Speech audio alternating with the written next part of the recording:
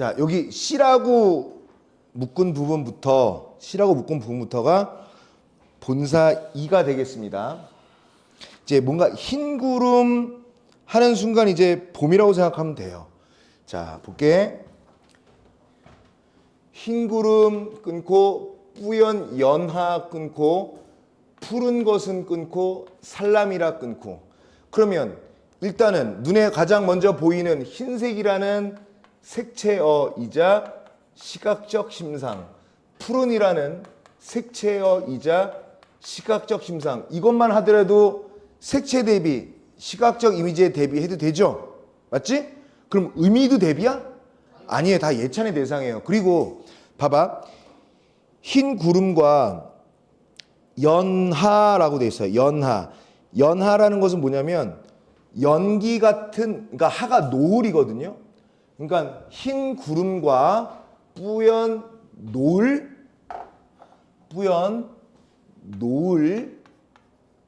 그 다음에 푸른 것은 살람, 이거는 산 아지랑이, 이를 뜻해요.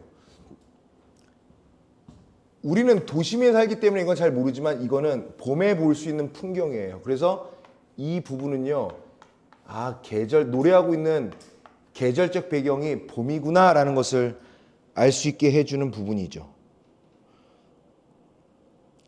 괜찮아? 그 다음에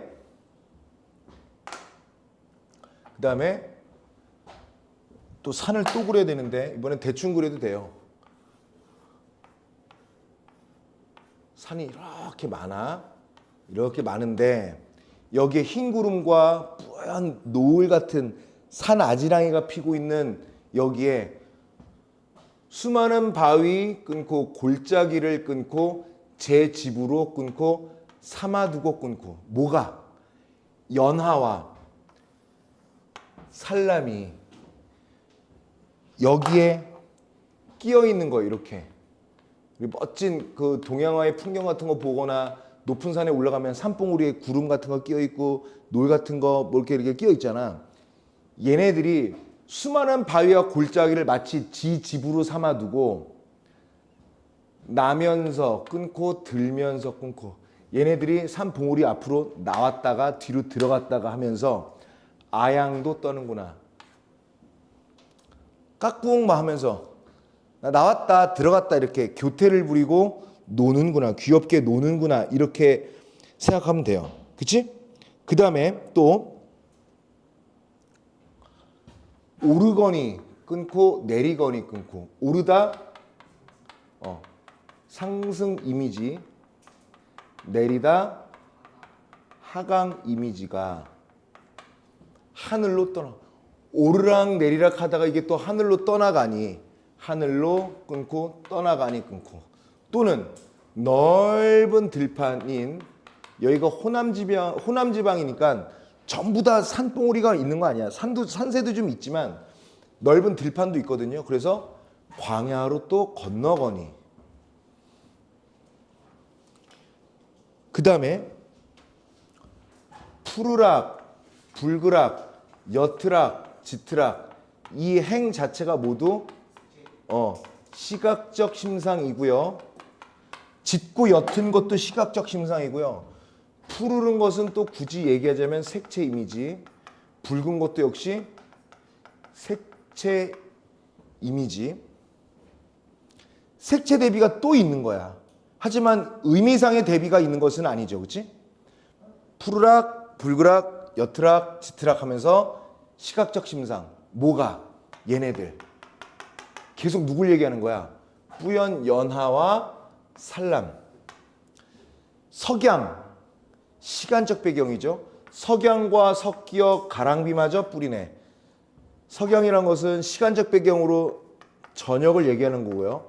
저녁 무렵에 섞여서 여기에 가랑비마저 뿌리는구나 라고 얘기하는 거죠. 여기까지가 본사 2의 봄이에요. 봄. 여기까지가 봄이야.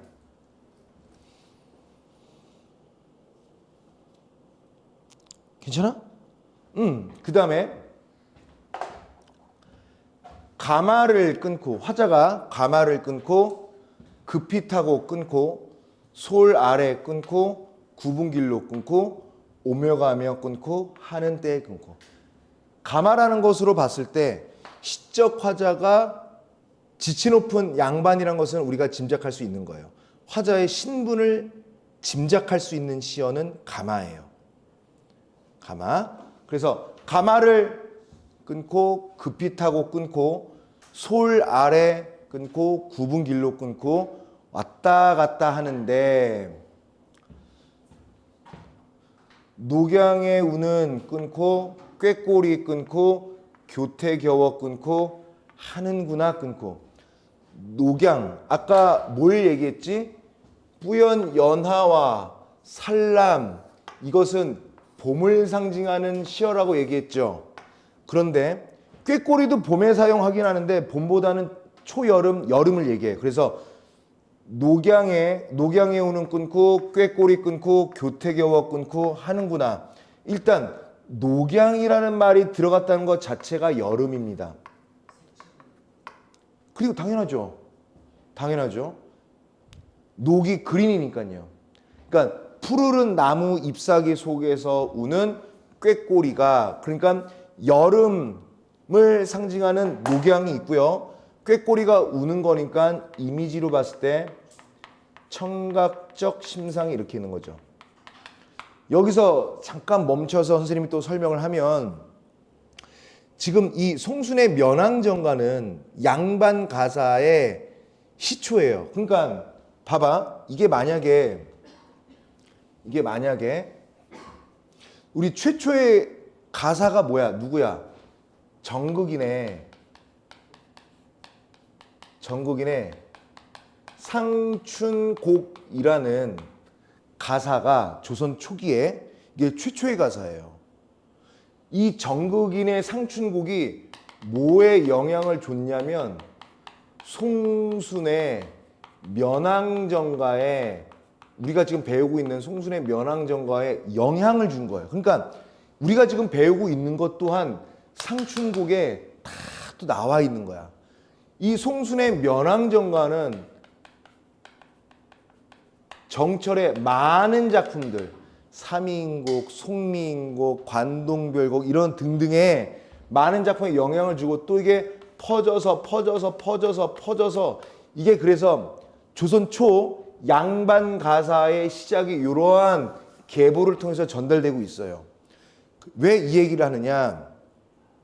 지금 우리가 배우는 작품은 송순의 면왕정가인데 여기서 대부분 가사라는 것은 시조의 연장체로서 내용은 다소 산문적일 수도 있으나 기본적으로 얘는 정형률의 운문이란 말이에요. 그러면 얘네들 특히 자연 예찬을 하거나 임금에 대한 충성심을 드러내는 유교적 사상 이런 것들이 이제 주된 어떤 내용인데 그래서 내용 자체를 크게 묻지 않고 방금 얘기한 대로 그렇구나. 이런 건 여름이구나. 이런 건 봄이구나. 이런 건 청각적 심상이구나. 이런 건 색채대비구나. 이런 것은 뭐라고 그럴까? 시간적 배경을 드러내는 거구나. 이런 걸 되게 잘 알아야 돼요. 나중에 우리가 배울 합강정가라든가 목동가 같은 경우는 이제 조금 내려오면서 작자 이상의 가사로 내려온다는 것은 이미 여기에서 이제 많이 내려와서 이름 없는 사람들이라든가 일반 백성들이라든가 아니면 알려지지 않은 사람들이 쓴 무수한 가사들을 이제 많이 배우게 되는데 그 스타트로 면왕정가를 먼저 배우는 거라고요. 상춘곡은 면왕정가도 이제 교과서에서 많이 배우긴 하지만 어쨌든 면왕정가는 조선 초기 가사의 거의 상춘곡과 더불어 샘플이니까 그 자연을 예찬하는 가사의 그 표현법들을 잘 익혀두면 나머지 처음 보는 작품이라 할지라도 어서 많이 본 듯한데 표현법이 비슷한데 이런 것들을 많이 캐치할 수 있다고요. 그래서 정확하게 해석해야 된다고요. 교태겨워 하는구나. 자 다시 한번 가마를 급히 타고 소나무 아래 구분길로 오며 가며 하는 때에 녹양에 우는 꾀꼬리가 막 교태겨워 하는 거야. 그리고 나무풀 끊고 우거지어 끊고 녹음이 끊고 짙어진 때 녹음 또한 녹양과 마찬가지로 여름을 의미하는 겁니다. 역시 시각적 심상이고 색채어가 되겠죠.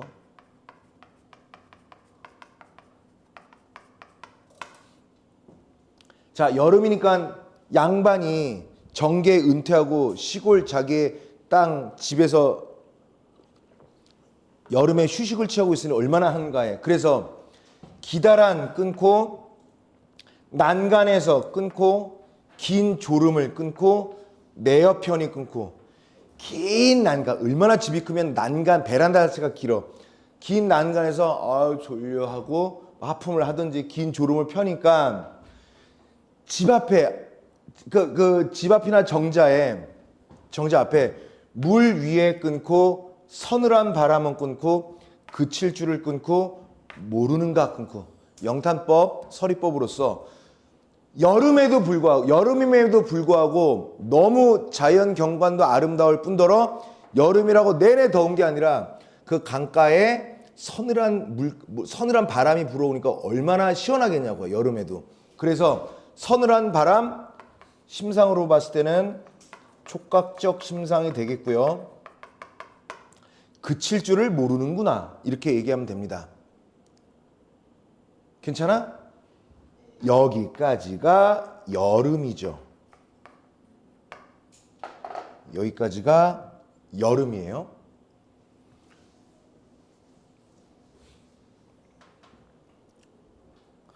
우리가 한번 중간 정리를 해보면 본사가 있고요. 서사가 있고요. 본사 1, 본사 2, 그 다음에 마지막인 결사인데 우리가 앞부분 첫 번째 파트에서는 여기까지 했었지. 서사에서 주로 얘기했던 것은 주로 뭘 얘기했더라? 서사에서는요. 그렇지. 재월봉 형세라든가 여기서는 주로 재월봉과 그리고 면왕정의 모습을 원근법을 활용해서 역동적 심상과 정적 이미지를 활용해서 등등의 다양한 표현을 통해서 이렇게 얘기를 했죠.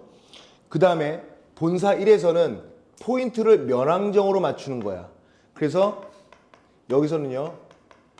면왕정의 원경과 근경, 원근법을 사용해서 면왕정 주변의 자연 경관을 소개하고 있고요. 우리가 지금 본사 2는 또 다시 그렇지. 봄, 여름, 가을과 아직 배우진 않았지만 겨울인데 봄을 의미하는 시어도 있었고요. 연하, 산람 이런 거, 여름, 녹양, 녹음, 꾀꼬리 이런 거 있었고요. 이제 가을입니다. 가을인 거 어떻게 하냐? 설이잖아. 서리가 내렸잖아요. 된서리가. 그러면 여기서도 한번 보죠. 된설이 거친 후에 산빛이 금수로다. 이것도 맞는 자연 현상이지.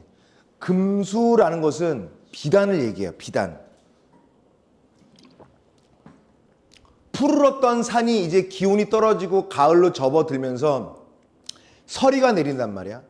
서리가 내리고 나면 이제 알록달록해진다고요. 내내 푸르렀다가 그린했다가 푸르러진다는 거야. 그래서 된설이라는 것 자체가 역시 가을을 상징하고요. 된설이가 거친 후에 산빛이 시각적 심상이죠. 산빛이 마치 뭐 같다? 금수, 비단 같구나. 그래서 우리를 애국가에도 무궁화 삼천리 화려강 금수강산 있었나? 화려강산이 있었는데 금수강산 그치? 강산이란 건 우리 자연이죠.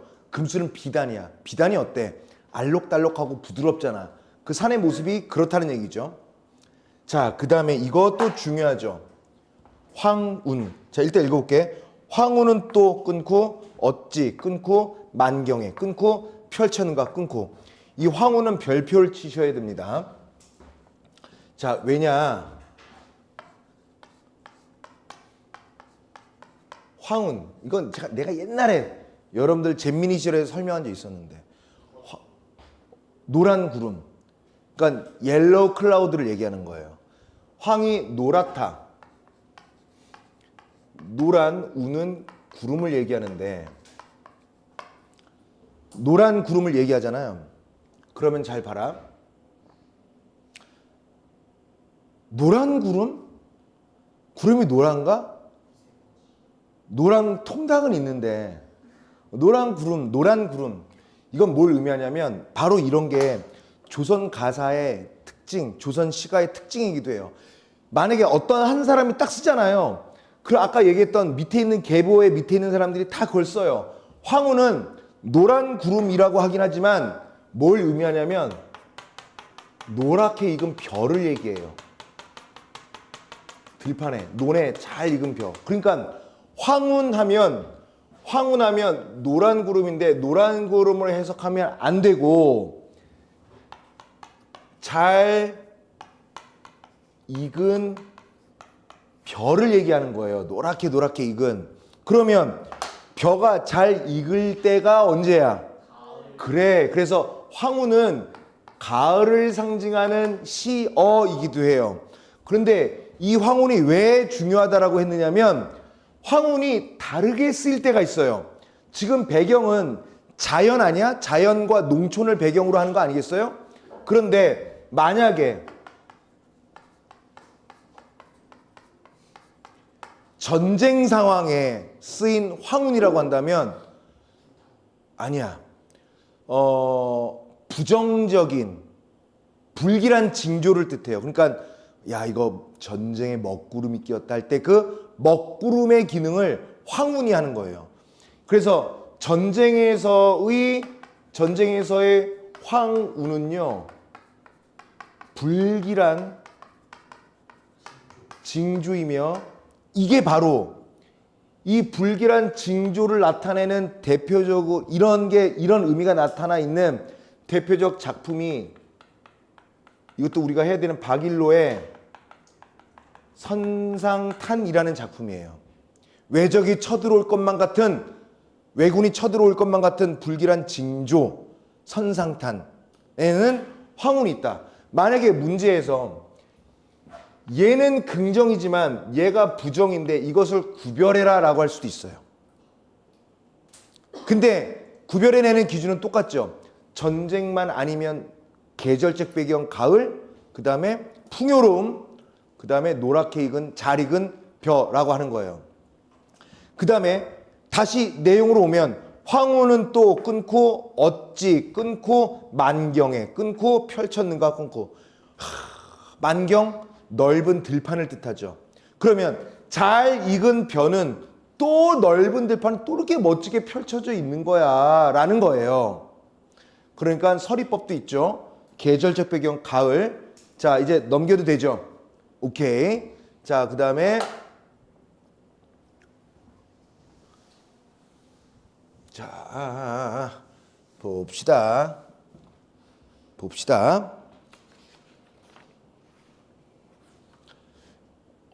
어부 끊고 어부피리도 끊고 흥에 겨워 끊고 달을 따라 끊고 부는구나 끊고. 어부가 한가롭고 여유롭게 고기잡이 배에서 피리를 부는 거야. 달을 따라 부는구나. 달을 따라라는 걸 봤을 때 시간적 배경은 저녁이라는 것을 우리가 캐치해야 되고요. 피리를 부는 거니까 얘는 당연히 그렇죠. 청각적 심상이 되겠죠. 근데 이게 처량한 피리 소리가 아니라 흥에 겨운 거니까 얘는 긍정이에요. 이 시간적 배경도 긍정, 피리 소리도 긍정. 여기까지가 바로 가을입니다.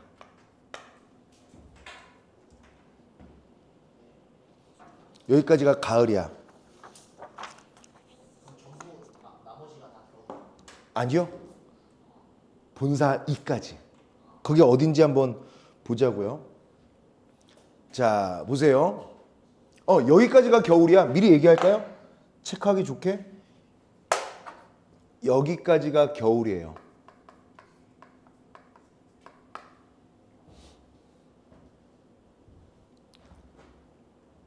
자, 초목이 끊고 다 진 후에 끊고 강산이 끊고 무쳤건을 끊고 뭐에 의해 묻혔을까? 눈에 의해 묻혔겠죠. 초목, 풀과 나무가 다 떨어지고 시들고 다 이렇게 죽고 그랬어요. 여기에 눈에 의해 강산이 묻혔건을 그러면 아무것도 없는 다 뭔가 죽어버린 세상 같은데 조물주 끊고 헌사하여 끊고 빙설로 끊고 꾸며내니 우리 조물주는 다 눈에 매몰된 이 세상을 또 뭘로 꾸며냈느냐면 레디꼬로 꾸며낸 거예요.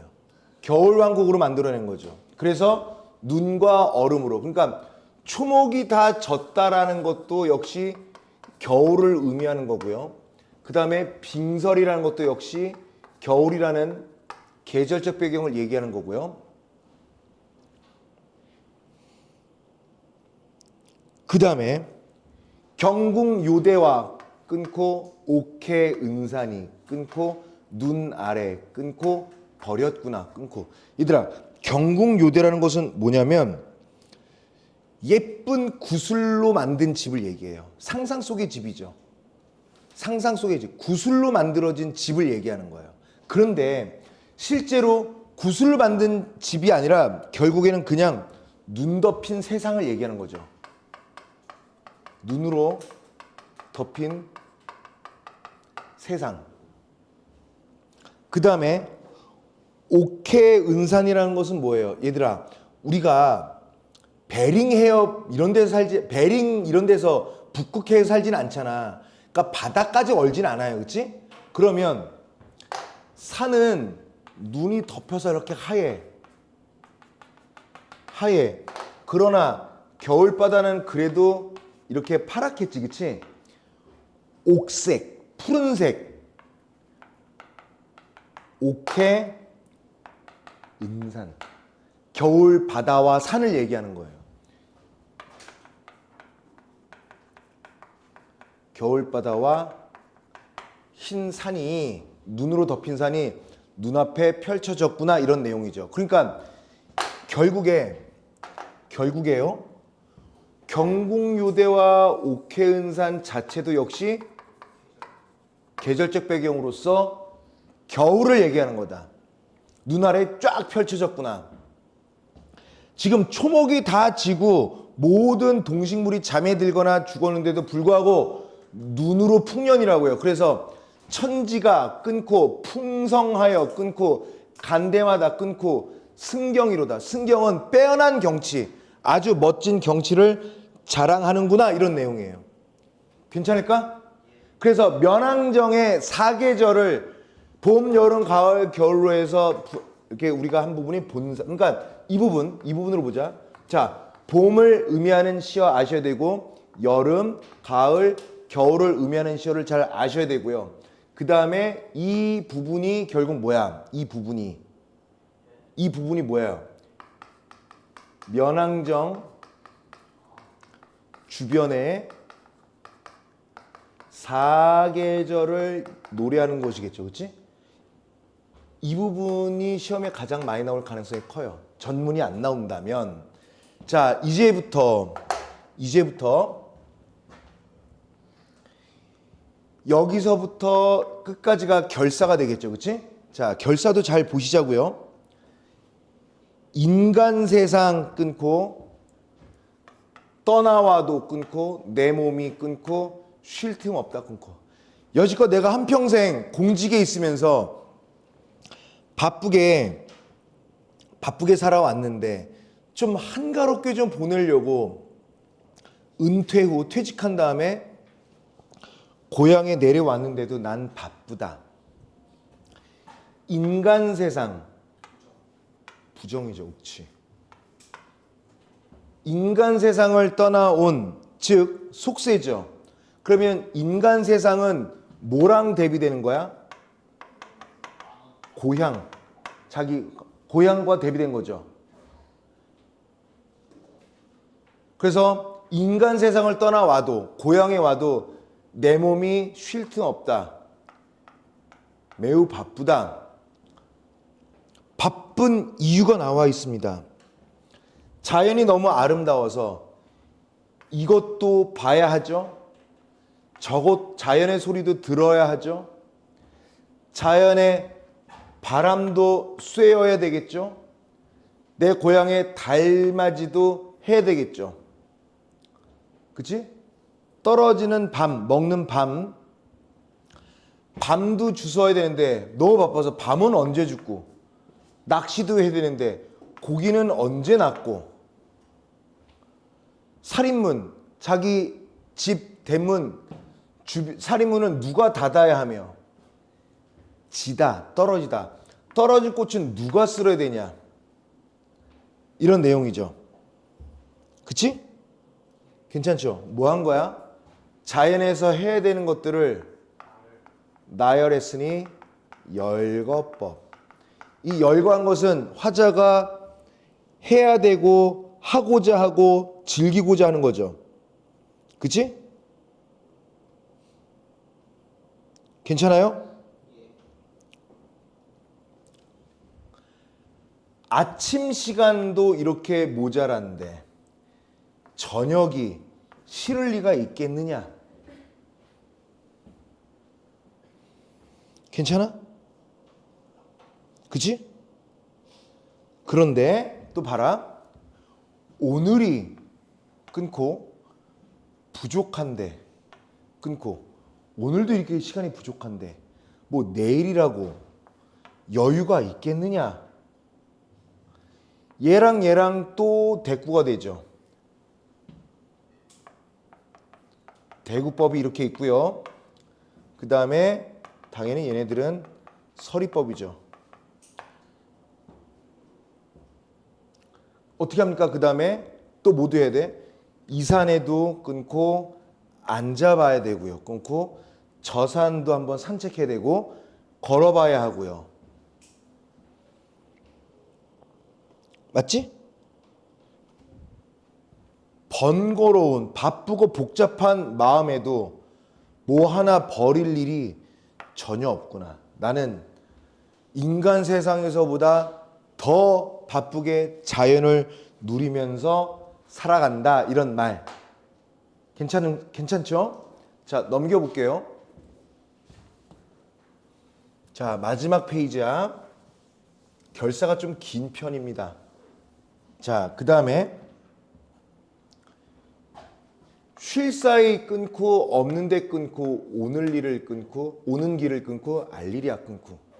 내가 이렇게 쉴 틈도 없는데 이 멋진 면왕정 주변으로 오는 길을 다른 사람한테 알릴 시간이 있겠느냐 이런 내용이에요. 자, 여기서 멈춰서 선생님 잠깐 볼까? 자, 단언컨대 지금 선생님이 설명하는 거 요걸 이렇게 정리하는 강사는 대한민국에 많이 없을 겁니다. 잘 봐봐. 원래 사대부 양반이 자연의 세계에서 즐기고 있는 이런 내용을 쓴 가사들이 무지하게 많거든요. 근데 그런 표현이 안 나와 있는 것도 있지만 이런 작품이 중에서는 크게 두 가지로 나뉘는데 이럴 때는 화자들이 다 자연에 있기 때문에 긍정적 상황. 얘도 긍정적 상황이죠. 자연에 있기 때문에 모두 긍정이라고요. 유배당해도 긍정적 상황이라고 해요. 물론 유배 가사 중에서 난 괴롭다가 있죠. 그런 거 말고 자연 예찬할 때, 자, 자연을 예찬하는 거, 이건 자연을 예찬한다라는 전제 하에 긍정적 상황이니까 당연히 긍정적 정서가 있겠죠. 이 면왕정어처럼 얘도 역시 긍정적 정서가 있겠죠. 그런데 그 다음이 문제야. 그 다음 어떻게 양분되냐면 이렇게 나뉘어요. 나 혼자만 누릴 거야. 이게 있어요. 다른 사람에게 이 즐거움을 안 알려줄 거야가 있고요. 어떤 사람에게는 다른 사람이 알릴 거야. 다른 사람에게 알려줄 거야 라는 게 있습니다. 이렇게 두 개로 나뉜다면 여기서 뭐라고 그랬어요?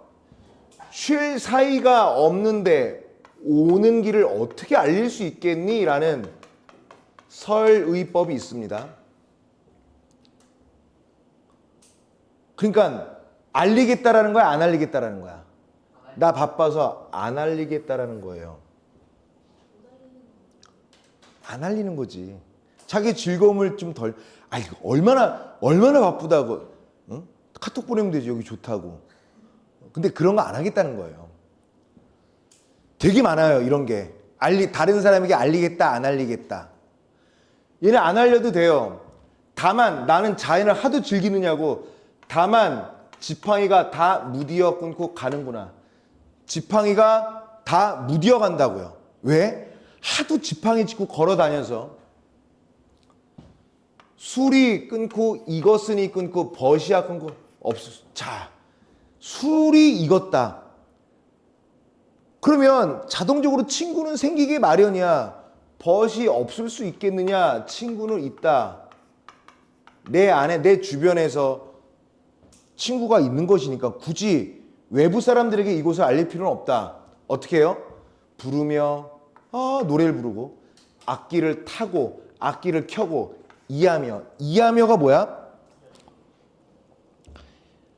이렇게 노래도 부르고 악기도 타고 켜기도 하고 이앙이앙 거리고 이렇게 흔들기도 하고 이런 것들. 이거는 뭡니까? 청각적 심상이고요. 다양한 방법으로 악기를 연주하는 거고, 이렇게 온갖 끊고 소리로 끊고 취흥을 끊고 재촉하니 분위기 업시키니 내가 근심이 끊고 있겠으며 끊고 시름이 내 몸에 붙어 있겠느냐라는 설의법 투성이다. 그치? 이렇게 남들에게 굳이 여기 오는 길을 알리지 않아도 술만 익으면 나는 취흥으로 이 자연을 또 누릴 수 있다.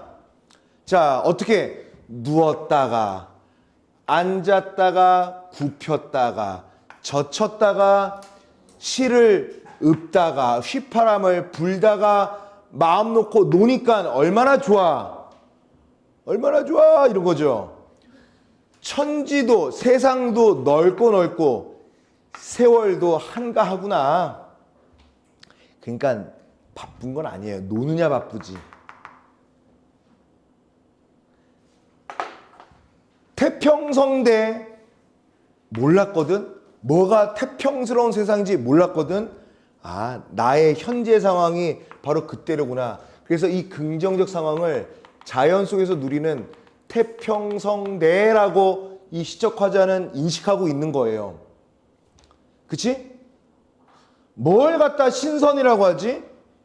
신선은 어떠한가? 내가 바로 신선이로구나. 이 몸이 그냥 신선인 것이었던 거야.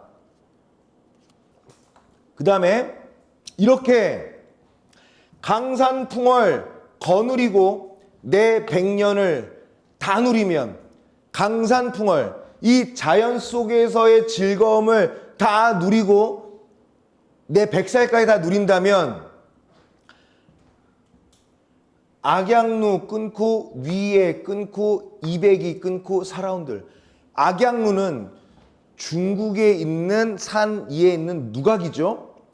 여기에 200이라는 사람이 있습니다. 200은 당나라를, 중국 옛날의 당나라를 대표하는 시인이거든요. 모든 조선 사대부들이 다 추종해야 하는 시인 200.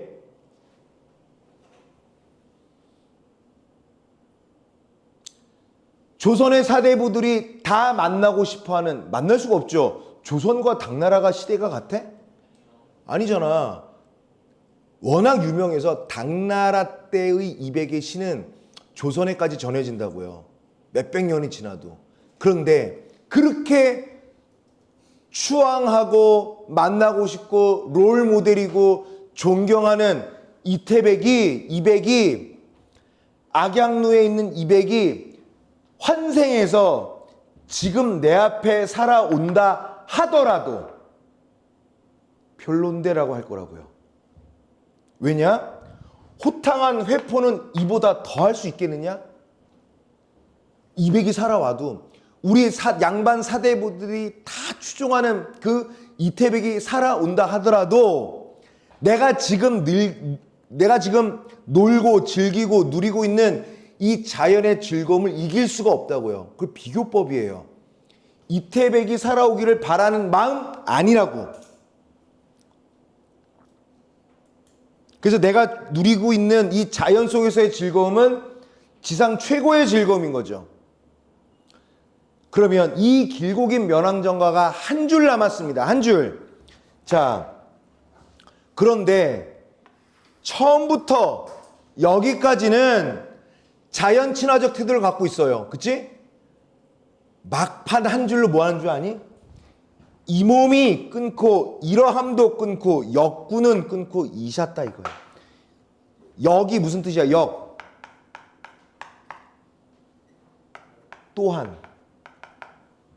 또한 또 역자예요. 군, 임금,